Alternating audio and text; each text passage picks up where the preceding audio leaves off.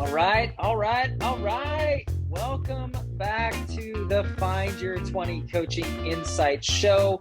I'm your host, Mark Sieverkrop, and if you're a business owner who's looking at more focus, more profits, and more time, well then, my friend, you have come to the right place, because this is the show where I share the top insights from recent coaching sessions that I've had with my clients to help you throw out the 80% that's holding you back so that you can build a business that you actually love owning and a lifestyle that you're excited about. That's right. If your business was these five $5 bills, five $5 bills. I have these, by the way. I have these because I'm getting ready to send out a few of them to people who have signed up for the Hidden 20 Audio Mastermind. That's one of the bonuses when you sign up, is that I pay for your first month. So it's absolutely 100% risk-free. So what I do is when somebody signs up, I just send them a crisp $5 bill in the mail. And these are some of the ones that are getting ready to be sent out to new subscribers to the Hidden 20 Audio Mastermind. So if you want to become a member and get one of these crisp $5 bills, then you can go to findyour20.com/hidden20 to join there and learn all about it. But on this show, if we were to have these $5 bills, we would take 4 of them, we'd set them aside, we wouldn't throw them away because, well, we need to send them to people that join the Hidden 20.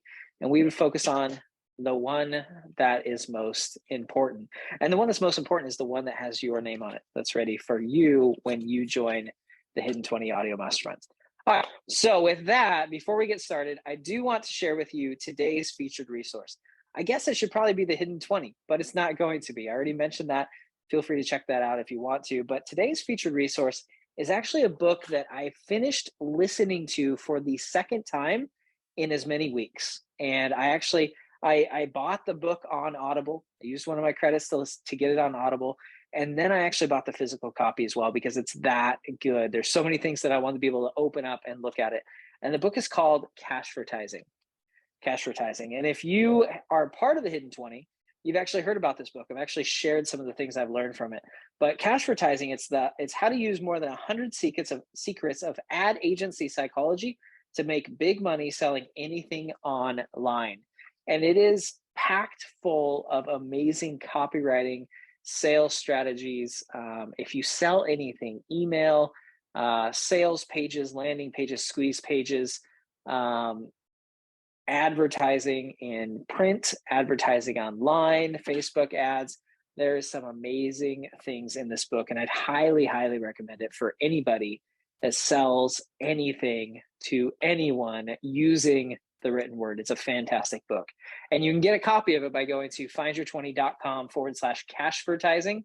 That'll take you to Amazon, where you can grab your copy, either audio, ebook, or physical copy.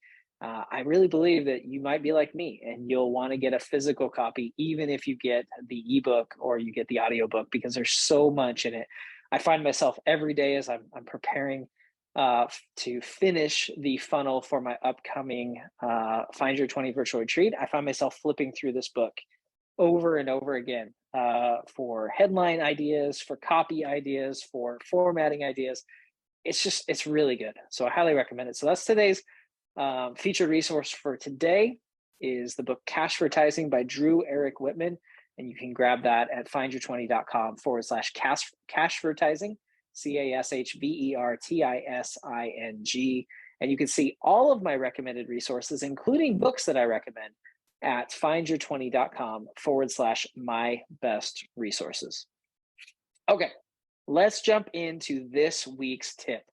The first one is something that came up as I was talking to a client earlier this week, and she was reaching out to people to share her new one-on-one offering that she had. She's a coach and works with people and with couples, and she was reaching out, and she had been using a tactic that I really like using myself. And this tactic is, when you reach out to somebody, you say, hey, I want to share this with you, and I want to see if there's anyone you know who might be interested.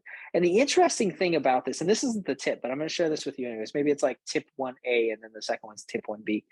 The interesting thing is, when you say, I want to see if you know anybody that's interested in this, people naturally they listen because they want to know what you're sharing so that they can see if there's anybody that they might know.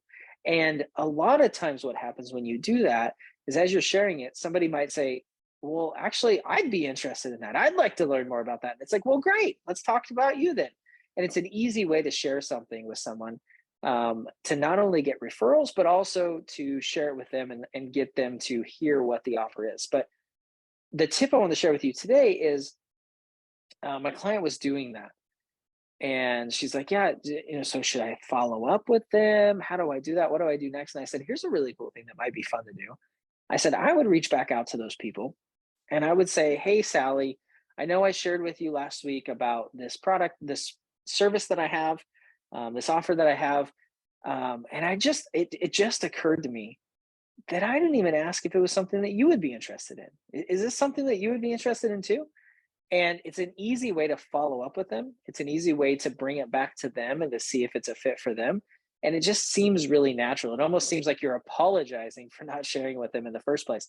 And the worst that's going to happen is they're going to say, no, it's not really for me. But they may say, actually, you know what? You're right. I was thinking about that as you were sharing it with me. And I thought, that might be something that I would be interested in. And it gives you a way to follow up with them and to see if it's a fit for them, not just for somebody that they might know. So if you've used that, and I recommend you use that at times. I mean, I don't use it all the time. A lot of times I'll say, hey, I want to share this and see if it's a fit for you or for somebody you know. But sometimes I just say, hey, I want to share something with you and see if there's anyone you know who might be interested or may need this or that I should be talking to. And when you do that, you could follow up a week later and say, hey, Sam, I'm really sorry. Like, I don't know what I was thinking. I should have just asked you, is that something that you'd be interested in?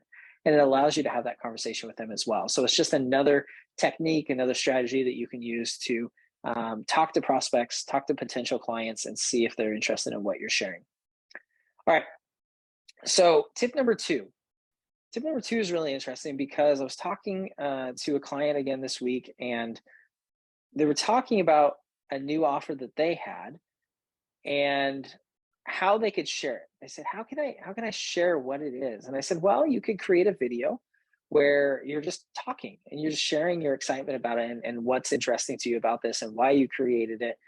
And then you can send them, because what was happening was this client had people that were saying, well, it's not a fit for me, but I know somebody. Can I send them? Is there a page I can send them to? Is there a brochure I can give them?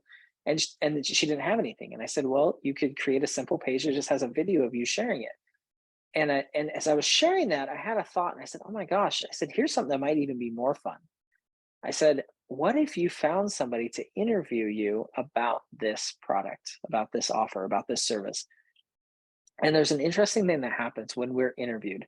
You can say the same exact things and it sounds completely different because you're answering a question. That's actually one of the things that I learned in cash advertising is the power of questions, because in society, it's a societal norm for us to answer a question when it's asked of us. I mean, think of the times that maybe you've told your kids this. I know I've told my kids this. If somebody asks you a question, you need to answer them. Like, make sure you answer them. It's rude, it's disrespectful to not answer. So when you ask a question in your copy, naturally, the people reading the copy are going to answer that question in their minds. So with this idea in mind, I said, what if you had somebody interview you and you outlined the questions that you wanted them to ask, then they ask you the questions and then you just answer the questions. So it could be questions like, so who is this product? Who is this offer for? Oh, well, this offer is for blah, and then you could go on and on. Oh, that's really cool. Now, what kind of things do you solve with this offer? Oh, well, that's a great question. We actually solved this, this, and this. And as a matter of fact, I had this client and we did this with them and they were able to achieve this. Okay, well, what if somebody's interested in this? How do they take the next step? What do they need to do?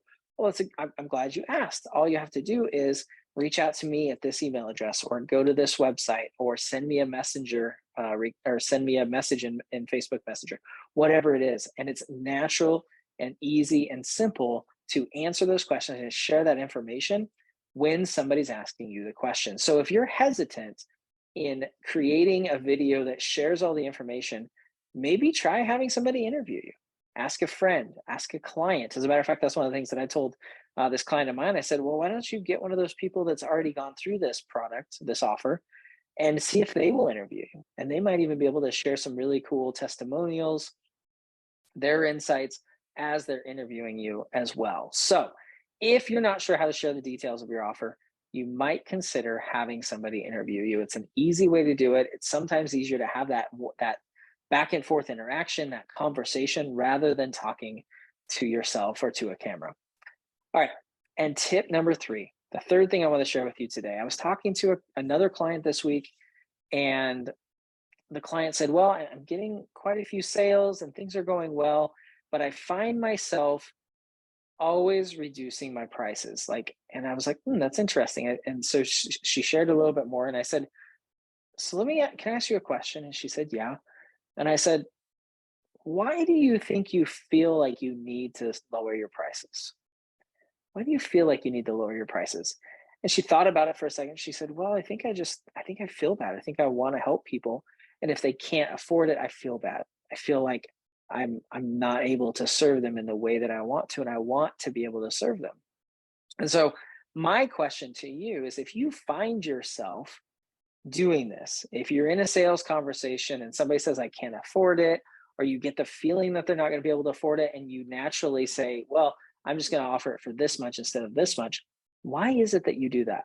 Really spend some time, sit with that, and consider why you do that. And I think for this client, there's a few different things, and it's different for everybody, I think. But one of them was a feeling of rejection, a feeling of, if they say no, even if they say, I can't afford it, they're rejecting me. It's a personal attack. And one of the things that I talked about in more detail in an episode of the Hidden 20 this past week, but I'll share really briefly here, is we need to separate our feelings of how people respond to our offer with our personal worth, because they're separate. They're not the same. We are not our product.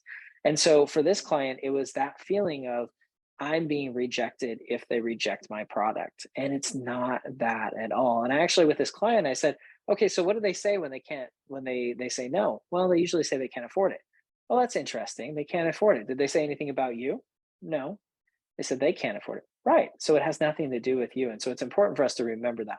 But there may be other things going on. There may be things going on as far as you're not completely sure what the product's worth. You're not 100% confident in the value of that product. And if that's the case, I would encourage you to take some time to sit down and outline every single thing that they get with that product and the value of each of those if you were to offer them separately. Because my guess is, and what I've seen is, almost always the value is more.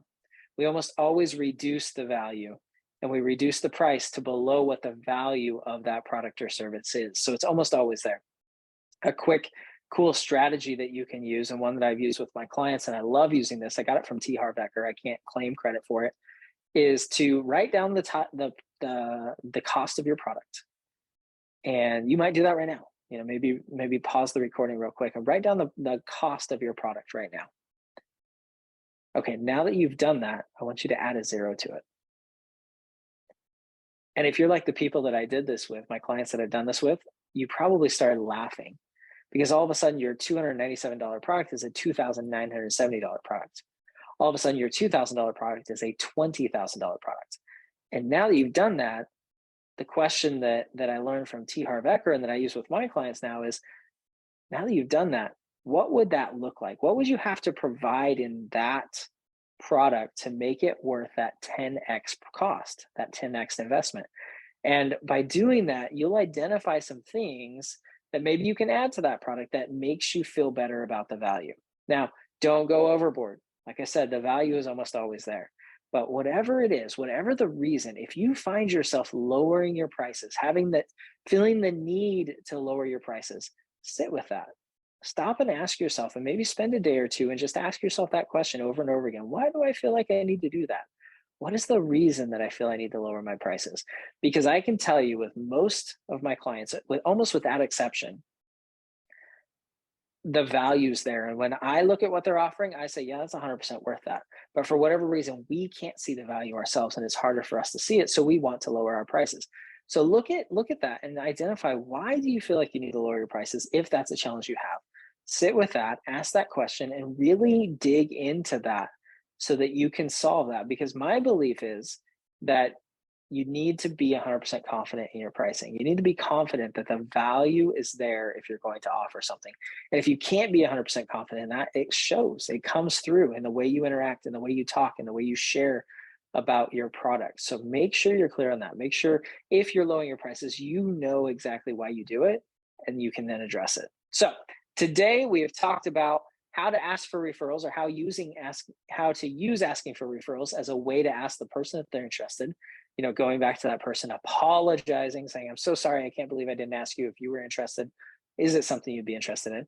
We talked about using an interview to share the details of your offer. If you're not quite sure what to say, or you're not sure how to do that exactly, find somebody that can ask you some questions and then share the answers to those questions. And we also talked about what to do if you always feel like you need to lower your prices. We talked about a couple reasons that you might feel that way. And if you do, how to address that. And we also talked about just taking some time and asking yourself, what's the reason for that? Understanding why you feel like you need to lower your prices at times. So I want to thank you for listening. Thank you so much for being here, for listening to this, for having me in your earbuds as you're out on a walk, as you're working out, as you're running your errands, as you're doing dishes or chores around the house, or whenever you listen to podcasts.